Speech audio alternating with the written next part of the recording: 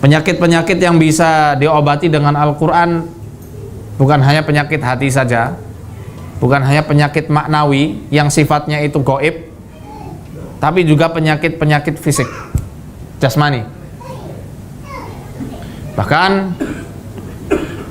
sudah jelas ya,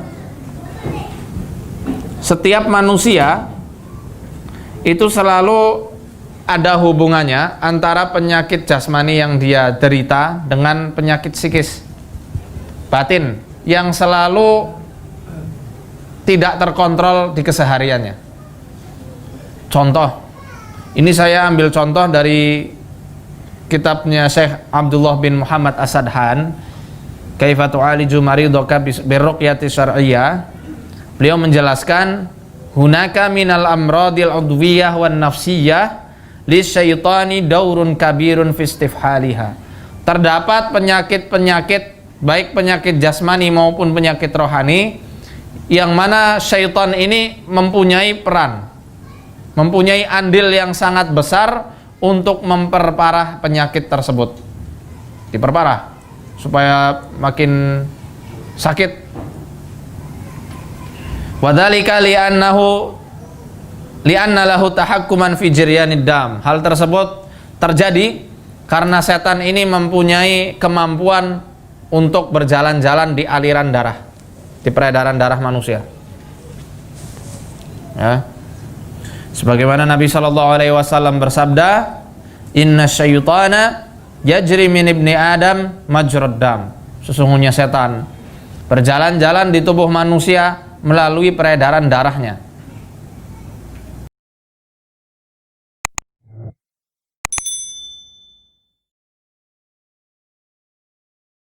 Ya. Maka dari itu ruqyah itu amat sangat bersinergi ya dengan yang namanya tazkiyatun nafas atau psikologi, ilmu jiwa. Itu sangat nyambung dengan pengobatan Al-Quran ini. Tazkiyatun nafas untuk pensucian jiwa itu adalah langkah awal untuk mencapai kesembuhan yang benar-benar nyata, bukan kesembuhan semu. Karena apa?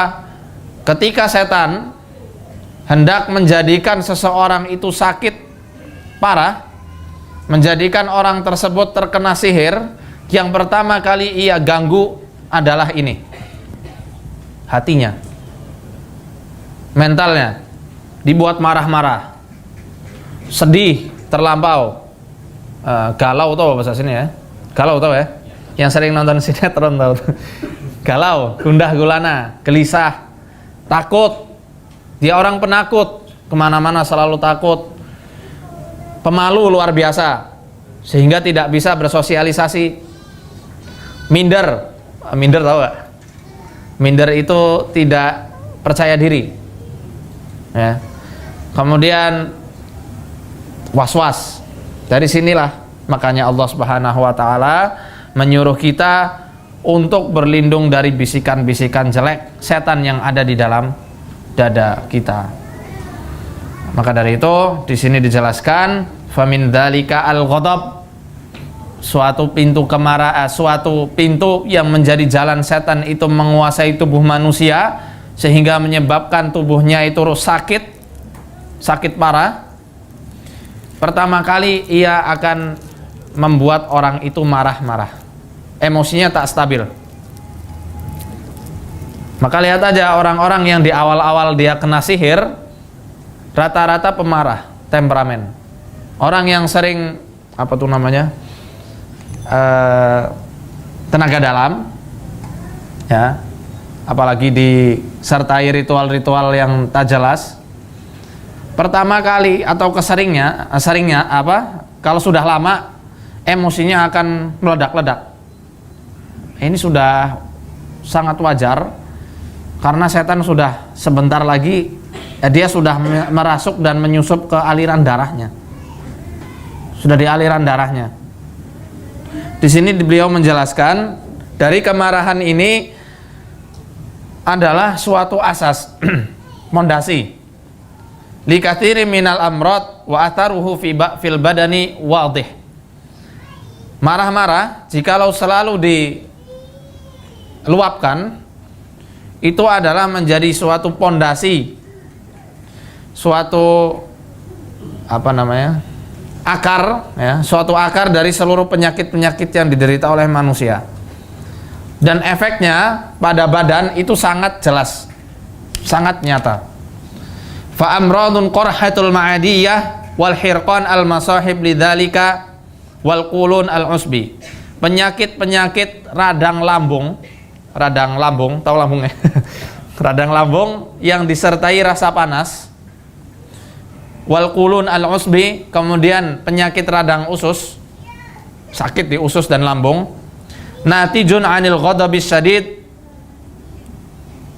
itu semua timbul karena marah-marah yang suka meledak-ledak. Wow. Kalau sering seperti itu, kenanya di area sini, perut, lambung, dan juga usus.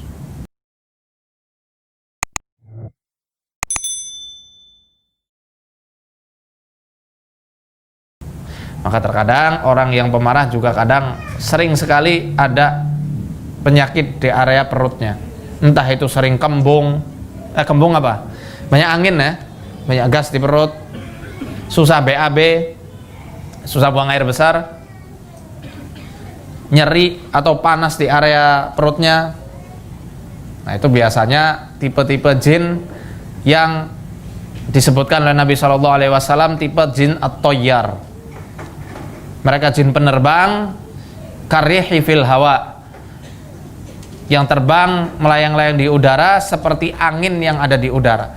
Mereka biasanya masuk melalui tulang ekor. Seret. Jin yang tipe semacam ini kita sedikit bahas masalah jin ya. Tulang ekor, tahu ya? Tulang ekor mereka masuk, mereka suka membuat firasat orang itu kuat, instingnya kuat, feelingnya kuat. Besok akan ada kejadian apa, dia sudah tahu hari ini. Ini orang mau meninggal, tahu. Ini orang jahat, tahu. Tanpa ada ilmu psikologi ya, dia tahu.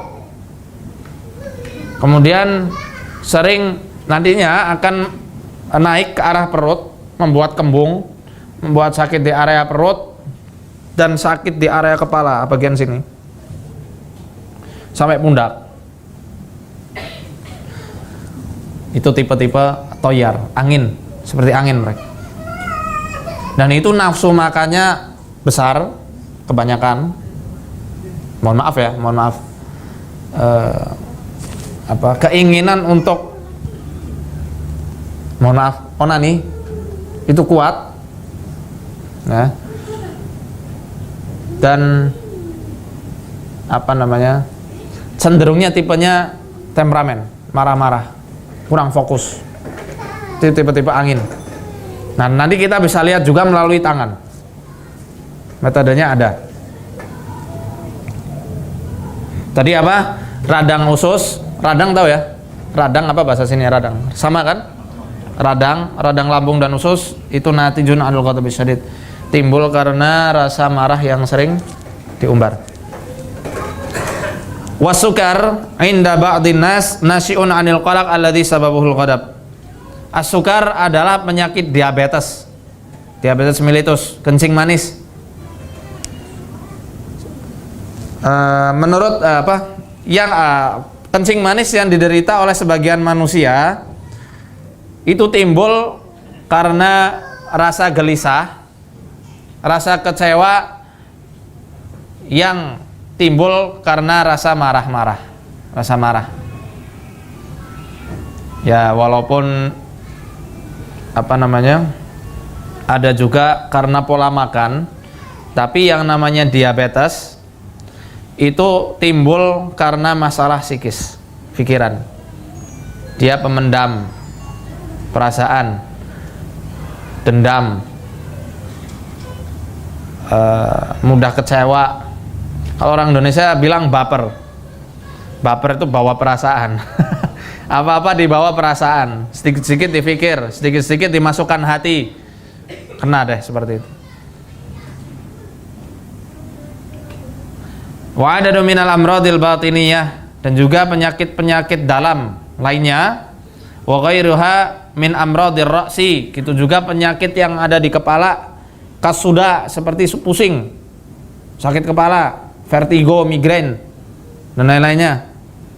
Wa jiltatus sukar, jiltatus sukar itu adalah stroke. Wa saktatud dimaghiyah, saktatud dimaghiyah adalah penyumbatan pembuluh darah di otak, cerebral thrombosis.